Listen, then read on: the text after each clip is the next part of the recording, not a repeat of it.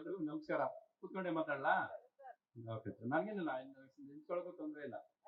ನಿಮಗೆ camera lighting ಹೆಂಗೆ ಅಂತ ಗೊತ್ತಿಲ್ಲ. ಕೂತ್ಕೊಳ್ಳೋದೇ ಬೆಟ್ರಾ? ಎಲ್ರಿಗೂ ನಮಸ್ಕಾರ. ಈ ಕ್ರೇಜಿ ಬ್ರಹ್ಮ ಕಾರ್ಯಕ್ರಮ ಶುರು ಆಗಿದ್ದು ಶರಣಯ್ಯ ಅವರಿಂದ, ಆಮೇಲೆ ಬಂದಿದ್ದು ವಿನಯ್ ಅವರು. ಸೊ ವಿನಯ್ ಅವರು ವಿನಯದಿಂದ ಕೇಳಿದ್ಮೇಲೆ ನಾವು ಶರಣ ಆಗಲೇಬೇಕು ಅಲ್ವಾ? ಆಮೇಲೆ ಜೊತೆಲಿ ಸೇರ್ಕೊಂಡ್ರು ಚೇತನ, ಪ್ರೋಗ್ರಾಮ್ಗೆ ಚೇತನ ಕೊಡೋದಕ್ಕೆ ಇವರು ಸೇರ್ಕೊಂಡಿದ್ದಾರೆ ಈಗ. ಸೊ ಆ ಮೂರು ಕಾಂಬಿನೇಷನ್ ಸೇರಿದ ಮೇಲೆ ನಮ್ಮಿಬ್ಬರು ಕಾಂಬಿನೇಷನ್ ಬೆಳಗೋದ್ರಲ್ಲಿ ಏನು ತಪ್ಪೇನಿಲ್ಲ. ಆಮೇಲೆ ನಾವು ಜೊತೆಲಿ ಬಂದ್ರೇ ಇಟ್ಟು ಅದನ್ನೇನು ಮತ್ತೆ ಪದೇ ಪದೇ ನಾವು ಹೇಳೋ ನೆಸೆಸಿಟಿ ಇಲ್ಲ. ಜೊತೆಯಲ್ಲಿ ರವಿಚಂದ್ರನ್ ಹಂಸಲೇಖ ಬರ್ತಾರೆ ಅಂದರೆ ಆ ಕಾಂಬಿನೇಷನ್ನ ಮುಟ್ಟೋಕ್ಕೂ ಆಗಲ್ಲ, ಮುರಿಯೋಕ್ಕೂ ಆಗೋದಿಲ್ಲ. ಅದು ಇಂಪಾಸಿಬಲ್ ಟಾಸ್ಕ್. ಅದು ಎರಡು ಮನಸ್ಸು ಒಂದು ದೇಹ ಇದ್ದಂಗೆ. ಅದು ಅವತ್ತಿಂದ ನಾವು ಬೆಳ್ಕೊಂಡ್ಬಂದಿದ್ದಂಗೆ. ಇದು ನಾನು ಜನರಲ್ ಆಗಿ ನೀವೆಲ್ಲರೂ ಕಾನ್ಸರ್ಟ್ ಅಂತ ಹೇಳ್ತಾ ಇದ್ದೀನಿ. ನಾನು ಇದು ಕಾನ್ಸರ್ಟ್ ಅಂತ ಹೇಳೋದಕ್ಕೆ ಇಷ್ಟಪಡೋದೇ ಇಲ್ಲ. 4 ಅವರ್ ಕಾನ್ಸರ್ಟ್ ಇರ್ಬೋದು. ಈ ಕಾನ್ಸರ್ಟ್ ಮಧ್ಯೆ ಒಂದು ಇನ್ಸರ್ಟ್ ಇರುತ್ತೆ, ನಮ್ಮಿಬ್ಬರು ಮಾತುಕತೆ ಇರುತ್ತೆ. ಆ ಮಾತುಕತೆನೇ ಬೇಕಾಗಿರೋದು ಇವತ್ತು. ಅದು ತುಂಬ ಮುಖ್ಯ ಅಂತ ನಾನು ಅಂದ್ಕೊಂಡಿರೋದು.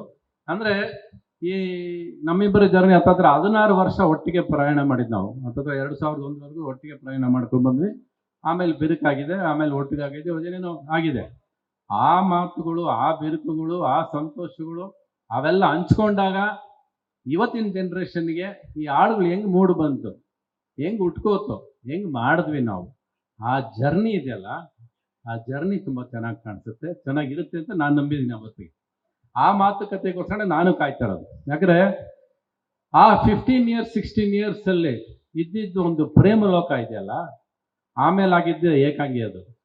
ಬಟ್ ಆ ಪ್ರೇಮ ಲೋಕ ಈ ಏಕಾಂಗಿ ಮಧ್ಯ ನಡೆಯೋ ಕಾನ್ಸರ್ಟು ಅದು ಮಜಾ ಕೊಡುತ್ತೆ ಹೊತ್ತು. ಈ ಮಾತು ಈ ಬರೀ ನಮ್ಮಿಬ್ಬರದ್ದು ಬರೀ ಸ್ನೇಹ ಇಲ್ಲ, ಸ್ನೇಹ, ಪ್ರೀತಿ, ಪ್ರೇಮ ಎಲ್ಲ ಅಡಗಿದೆ ಇದರಲ್ಲಿ. ಸಂಬಂಧ ಇದೆ, ನೋವಿದೆ, ನಲಿವಿದೆ, ಸಕ್ಸಸ್ ಇದೆ, ಫೇಲ್ಯೂರ್ ಇದೆ, ಪ್ರತಿಯೊಂದು ಇದೆ. ಬಟ್ ಅಷ್ಟು ಸಾಧಾರಣ ಜರ್ನಿ ಅಲ್ಲ. It was A very very very very long journey, but very very short memories. ತುಂಬ ಮುಖ್ಯ ಅದು. It was very important journey ಅದು. ಈ ನಾವಿಬ್ಬರು ಒಂದಾದ್ವಿ ಅಂದಾಗೆಲ್ಲ ನಾವಿಬ್ಬರು ಯಾವಾಗ ಬೇರೆ ಆದ್ವಿ ಅಂತ ಅನ್ಸುತ್ತೆ ನನಗೆ. ನಾವು ಬೇರೆ ಆಗಿರ್ಬೋದು, ಸಂಗೀತ ಮಾಡದಿರ್ಬೋದು ಜೊತೆಲಿ, ಬಟ್ ನಾವಿಬ್ಬರು ಇವತ್ತುವರೆಗೂ ಜಗಳ ಆಡಿಲ್ಲ, ಕೋಪಿಸ್ಕೊಂಡಿಲ್ಲ.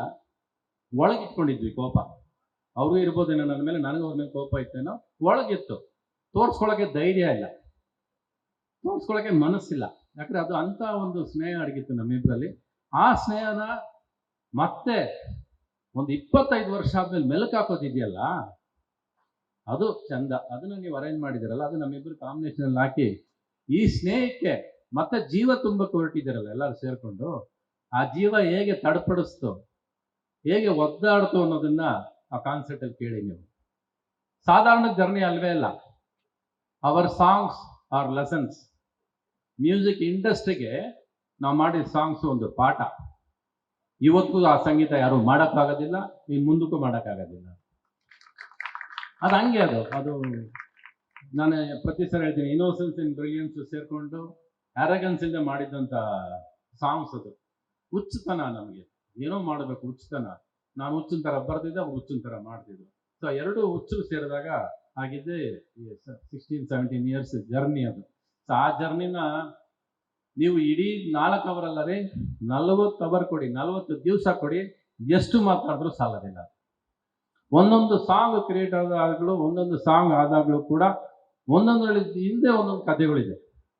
ಅಷ್ಟು ಸುಲಭವಾಗಿ ಉಟ್ಕೊಂಡಿಲ್ಲ ಅದು. ಇವತ್ತು ನಮ್ಮ ಸಾಂಗ್ಸ್ ಇಂದ ಜರ್ನಿ ನಡೆಯೋದಿಲ್ಲ. ಯಾವ ಕಾರು ನಮ್ಮ ಸಾಂಗ್ಸ್ ಇಂದ ಓಡಾಡೋಕೆ ಆಗೋದಿಲ್ಲ, ಸಾಧ್ಯನೇ ಇಲ್ಲ. ಅದು ಇಂಪಾಸಿಬಲ್. ಯಾಕಂದರೆ ಒಂದು ಸಿಚುವೇಶನ್ಗೂ, ಪ್ರತಿಯೊಂದು ಸಿಚುವೇಶನ್ಗೂ ನಾವು ಹಾಡು ಮಾಡಿದ್ದೀವಿ.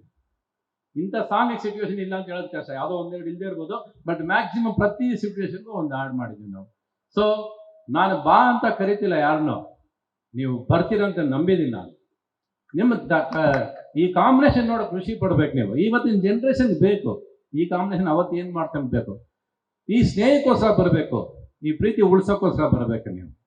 ನಾನು ಎಲ್ಲೋ ಯಾರನ್ನೋ ಬನ್ರಪ್ಪ, ಎಲ್ಲ ಬನ್ರಿ, ಟಿಕೆಟ್ ತಗೊಳ್ಳಿ, ಬುಕ್ ಮೈ ಶೋ ಟಿಕೆಟ್ ತಗೊಳ್ಳಿ, ಬನ್ರಿ, ನೀವು ಬರ್ತಿರ್ರಿ, ಅಲ್ವಾ? ನೀವು ಬರ್ದವ್ರು ಏನು ಚಂದ ಇರುತ್ತೆ ಶೋ. ನಾವು ಮಾತಾಡ್ತಿರೋದು ನಿಮಗೋಸ್ಕರ. ನಾವು ಮತ್ತೆ ಒಂದಾದ್ವಿ ಅಂತ ನಾವು ಬೇರೆ ಆಗೇ ಇಲ್ಲ. ನಾವು ಜೊತೆ ಆಗಿದ್ದೀವಿ. ಜೊತೆಯಲ್ಲಿ ನಾವು ಮಾಡಿರೋ ಕೆಲಸನ ಎಷ್ಟು ಪ್ರೀತಿಯಿಂದ ಮಾಡಿದ್ವಿ, ಎಷ್ಟು ಶ್ರಮ ಪಟ್ವಿ ಅಂತ ಹೇಳೋದೇ ಇಲ್ಲ ನಾನು. ಯಾಕಂದ್ರೆ ನಾವು ಶ್ರಮ ಪಟ್ಟಿಲ್ಲ, ನಾವು ಇಷ್ಟಪಟ್ಟು ಮಾಡಿದ್ವಿ. ಪ್ರತಿಯೊಂದು ಕೆಲಸನೂ ರಾತ್ರಿ ಆಗಲಿ ಇಷ್ಟಪಟ್ಟು ಮಾಡಿದ್ವಿ. ಒಬ್ರಿಗೊಬ್ರು ಮನಸ್ಸು ಚಾಲೆಂಜ್ ಮಾಡ್ಕೊಂಡು ಮಾಡಿದ್ವಿ ನಾವು. ಅದು ಇವತ್ತು ಅದೇ ಹಾಡುಗಳು ಇವತ್ತು ಮಾರ್ಕೆಟಲ್ಲಿ ಮೆಲುಕಾಗ್ತಿದೆ ಅಂದರೆ ಅದರ ತಾಕತ್ತು ತೂಕ ನಿಮಗೆ ಗೊತ್ತಿರಬೇಕು.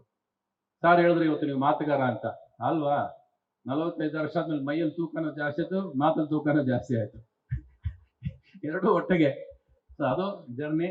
ಇನ್ನು ನಾಗೇಶ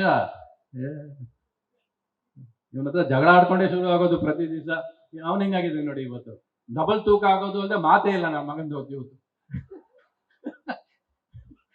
ಫಸ್ಟ್ ಫಿಲಿಮಿಂದನೇ ಹೇಳ್ತಿರೋದು, ಜಗಳ ಆಡ್ಕೊಂಡೇ ಶುರು ಆಗೋದು ನಮ್ಗೆ. ಇದು ಆ ತುಂಟತನ, ಆ ಜಗಳ ಇವತ್ತು ಹೆಂಗ್ ಕೂತಿದೆ, ಹೆಂಗ್ ಮಾತಾಡ್ತೀವಿ, ಆ ಜಗಳ ಅಲ್ಲ ಅದು. ಅದೊಂದು ಪರಸ್ಪರ ಸ್ನೇಹ ಉಳ್ಕೊಂಡಿರುತ್ತೆ, ಪ್ರೀತಿ ಇರುತ್ತೆ. ಆ ಜಗಳದಲ್ಲಿ ಕೂಡ ಒಂದು ಪ್ರೀತಿ ಸ್ನೇಹ ಉಳ್ಕೊಂಡಿರುತ್ತೆ. ಅದಕ್ಕೆ ನೀವೊಬ್ಬ ಸಾಕ್ಷಿ, ನಮ್ಮಿಬ್ಬರು ಜರ್ನಿನೂ ಸಾಕ್ಷಿನೇ ಅದಕ್ಕೆ.